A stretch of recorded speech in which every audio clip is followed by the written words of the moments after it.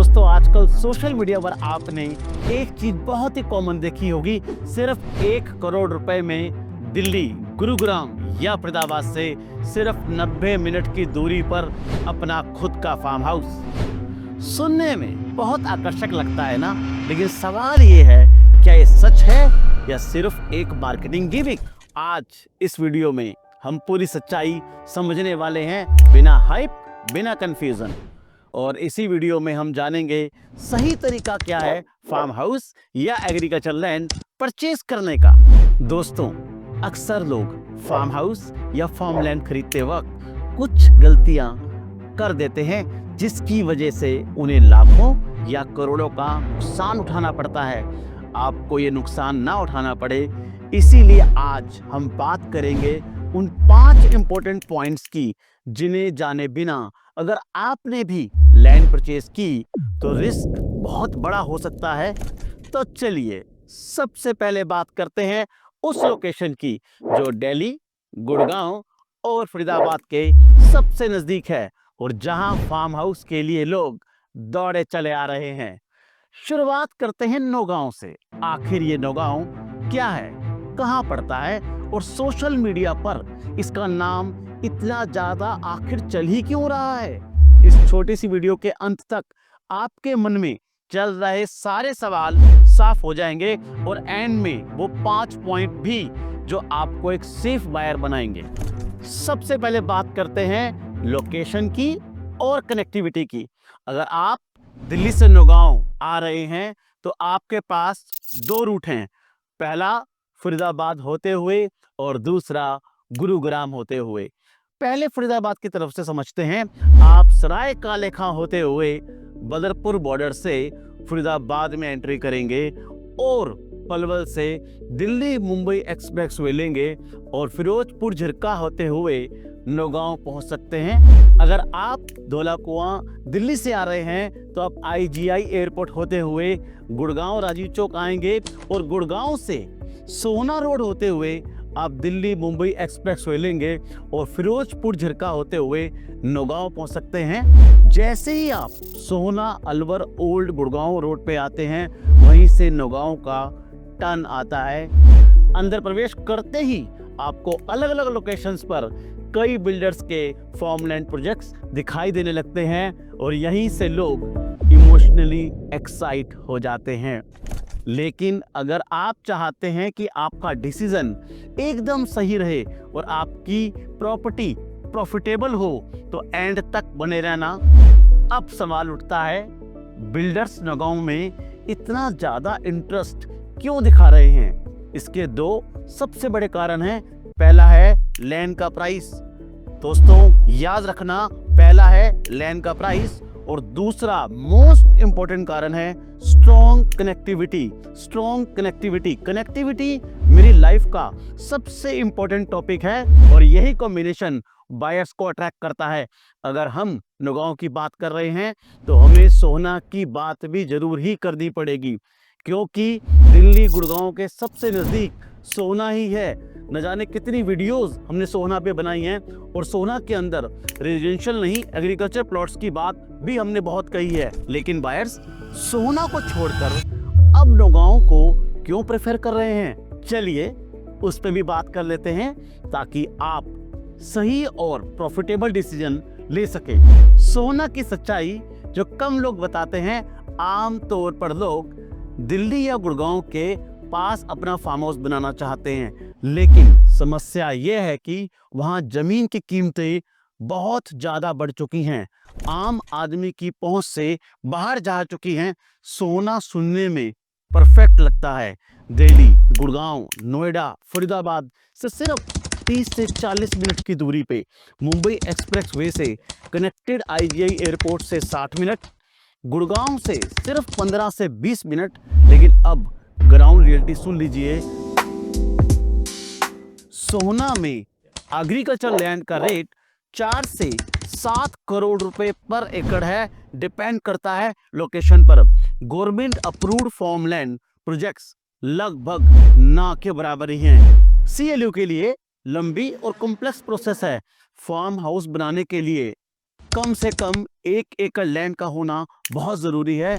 कम से कम 6 करम या 33 फुट रोड का फ्रंटेज होना भी जरूरी है। प्रॉपर गवर्नमेंट अप्रूवल्स यानी लोकेशन परफेक्ट है लेकिन एग्जीक्यूशन कॉमन बायर के लिए टफ है।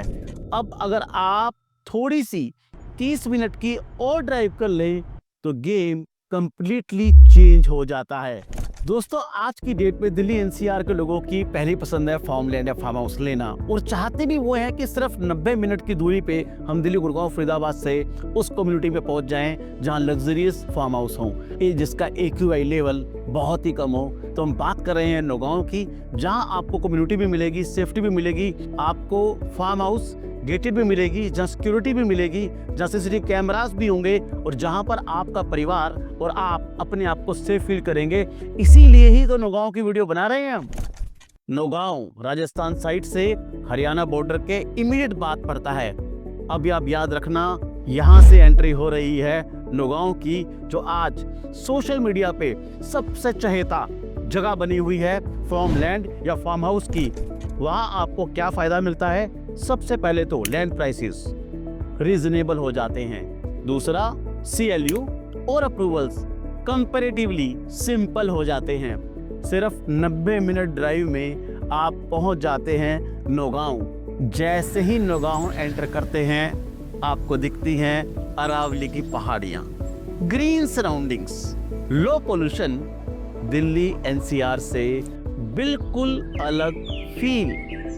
सोहना अलवर ओल्ड रोड से नौगांव मुबारकपुर रोड पर सिर्फ 3 किलोमीटर चलने पर कई डेवलपर्स के फार्मलैंड प्रोजेक्ट्स मिल जाते हैं। यहाँ डेवलपर्स आपको राजस्थान गवर्नमेंट के नॉर्म्स के हिसाब से approved farmland ready to use format पे देते हैं। इसीलिए बायर्स के लिए काम हो जाता है इजी और सबसे सेफ। या फार्मलैंड के लिए प्राइस रेंज की बात करें तो यहाँ पर आपको 4000 रुपये गज से लेकर 8000 रुपये पर स्क्वायर यार्ड का रेट देखने को मिलता है, जो कि डेवलपर्स एंड लोकेशन के हिसाब से वेरी करता है। अगर आप खुद एग्रीकल्चर लैंड लेकर डेवलप करना चाहते हैं तो कुछ लोकेशंस पर 2000 रुपये पर स्क्वायर यार्ड के आसपास भी ऑप्शंस मिल सकती हैं। अब सबसे इम्पोर्टेंट बात जो आपको फार्म हाउस या फार्म लैंड परचेज करते वक्त ध्यान में रखनी है, 5 पॉइंट्स बताऊंगा। 5वां पॉइंट बहुत ही इंपॉर्टेंट है, लेकिन स्किप किया तो कोई फायदा नहीं होगा। बात करते हैं पॉइंट नंबर 1 की। जब भी आप किसी लैंड को परचेज करते हैं, सबसे पहले उस लैंड के लेफ्ट, राइट, फ्रंट और बैक वाले ओनर से आपको जरूर मिलना है। उन्हें साफ बताइए, मैं ये लैंड परचेज कर रहा हूँ, कोई डिस्प्यूट या कोई इशू या कोई प्रॉब्लम तो नहीं। क्योंकि दोस्तों, आप कहीं भी लैंड परचेज करते हैं, उसका सबसे पहला पॉइंट मेरा मानना है कि उसका सराउंड जो भी पड़ोसी है उसको उस लैंड के बारे में बहुत कुछ पता होता है। ये स्टेप आपको फ्यूचर लीगल ट्रबल से बचाता है। बात करते हैं पॉइंट नंबर 2 की।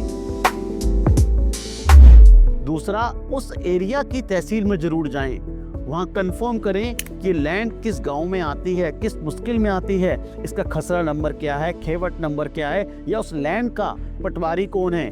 बात करते हैं पॉइंट नंबर 3 की।